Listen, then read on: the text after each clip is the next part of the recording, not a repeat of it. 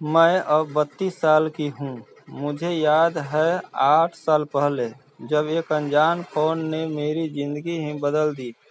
उस समय मैं अपना बिजनेस कर रही थी। मेरे पति और मेरी लव मैरिज थी। कुछ समय तक हम दोनों की खूब बनी, लेकिन कुछ समय बाद ही जैसे हमारी गृहस्थनी को किसी की नज़र लग गई। मेरे पति अपने काम में बहुत व्यस्त रहने लगे। वो सुबह 10 बजे चले जाते और रात 11 बजे वापस आते। मेरे लिए जैसे उनके पास कोई समय ही नहीं था। दिन निकलते रहे और हम दोनों के बीच लड़ाई झगड़े भी बढ़ने लगे। एक दिन मैं घर पर अकेली थी। किसी का मेरे मोबाइल पर कॉल आया। बात करने के बाद मैंने फ़ोन काट दिया क्योंकि वो गलत नंबर था। थोड़ी ही देर में मुझे उसी मोबाइल से एक एसएमएस आया कि आज आप इतने दुखी क्यों हो। मैं उसे नहीं जानती थी, बल्कि वो नंबर मैंने पहली बार देखा था। मेरी उत्सुकता बढ़ी कि इस इंसान को मेरे बारे में कैसे पता लगा। जानने के लिए मैंने उसे वापस फ़ोन किया और पूछा कि तुम कौन हो। उसने अपना नाम रवि बताया। रवि पूछने पर कौन रवि। फिर उसका कहना कि उसे से गलत नंबर डायल हो गया था, लेकिन तुम्हारी आवाज़ सुन के ऐसा लगा जैसे तुम दिल में बहुत परेशान हो। मैं कुछ समझ नहीं पाई और उस रवि ने सॉरी कहा और फ़ोन काट दिया। पहली बार रवि से मैंने बस थोड़ी देर ही बात की और इस रवि को मेरे बारे में कि मैं दुखी हूँ कैसे पता लगा। अब मेरी उत्सुकता बढ़ने लगी और मैंने उसे एसएमएस कर दिया। उसका जवाब आया और उस पूरे दिन हम लोग एक दूसरे को एसएमएस ही करते रहे और एक दूसरे के बारे में जानने लगे। रवि मेरी ही उम्र का था, कुंवारा था, किसी कंपनी में काम कर रहा था और हम दोनों एक ही शहर के थे। हम दोनों ने अब फ़ोन पर बात करनी शुरू की।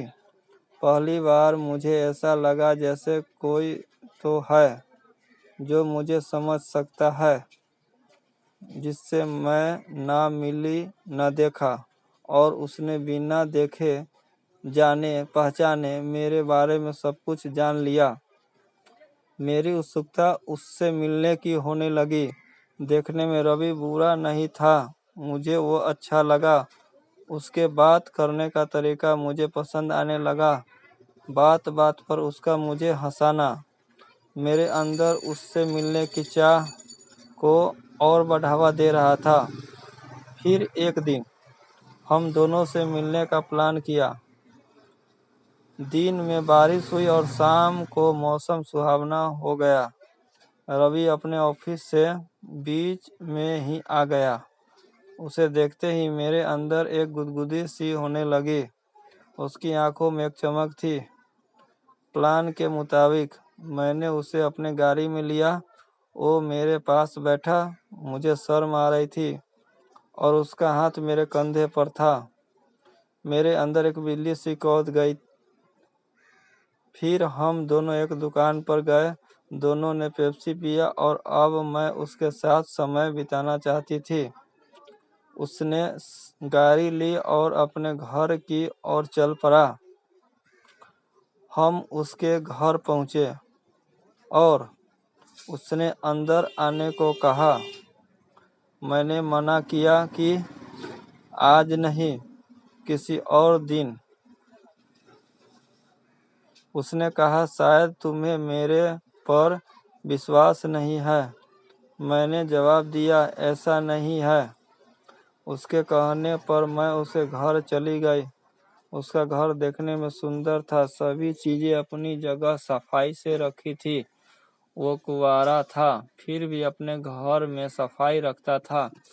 उसने खाना खाने के लिए पूछा, जिसे मैंने मना कर दिया। शाम के उस माहौल में जिसे उसने और रंगीन बना दिया था। कोने में हल्की लाइट जली हुई लाइट म्यूजिक ने माहौल और रंगीन बना दिया।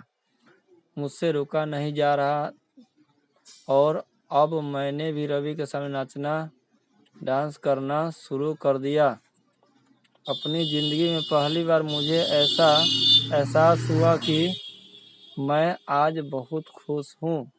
मैं सरूर में थी, लेकिन ऐसा माहौल जो रवि ने तैयार किया था, शायद मैंने अपनी ज़िंदगी में पहली बार देखा था।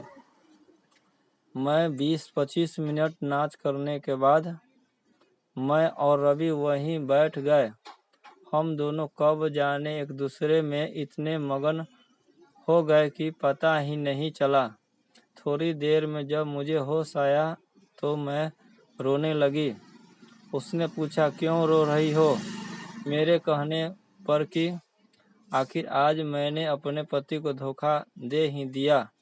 उसने कहा, लेकिन मैंने कोई ज़बरदस्ती नहीं की थी, वो हम दोनों की चाह थी। तभी हुआ। मैंने अपने आप को संभाला और अपनी कार से वापस आ गई। मैं रात भर नहीं सो पाई और सोती रही कि क्या मैंने कुछ गलत किया है, क्या मैंने अपने पति को धोखा दिया है। सुबह हुई, मुझे अपने से घृणा होने लगी। मैंने सब कुछ भुलाने की कोशिश की, जिससे मुझे करीब 1 महीना लगा।